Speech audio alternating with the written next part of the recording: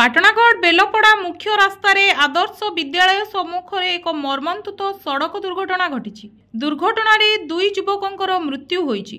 मृतक द्वय भरुआमुंडा गाँवर दुखनाशन नायक और केशव माझी बोली जनापड़ी। सूचना अनुଯାयी बलांगीर जिला बेलपड़ा थाना भरुआमुंडा गाँवर दुखनाशन और केशव कौनसी काम पाई पाटणागढ़ पटु फेरुथिले।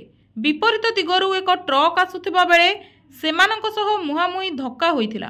फल दुखनाशनकर घटनास्थल में मृत्यु होइथिबा बेले केशवकर मध्य चिकित्साधीन अवस्था पाटणागढ़ डाक्तरखाना मृत्यु होइछि। एही दुखद घटना फल समस्त परिवार एवं अंचलवासी क्षतिपूरण दाबी रे एबे राजरास्तार बसी रास्ता रोक करुथिबार दृश्य सामना को आसीछि। एबे सेठारे प्रशासन पहुंची ग्रामवासी को बुझासुझा करुछि। दादा मैंने जो थे पटना गाँव गैस गाड़ी ठेसी दीजिए सबको स्पॉट मैंने दादा मन के ठाने जो पुलिस वाले आसले आउ जबरदस्त से मैंने लदे नहीं से दादा के आम भी अटकूलु से मैंने बुझे मैंने धरिक पलाले भाई गैस वाला से पुलिस वाले का डिलिंग सेवा धरिक पलाले।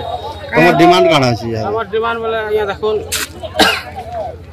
आम रोड रास्ता पूरा जाम करमु और आम आगे स्टेप नमु और पुलिस वाला नारे गोटे जाना होटे फाटा दमु।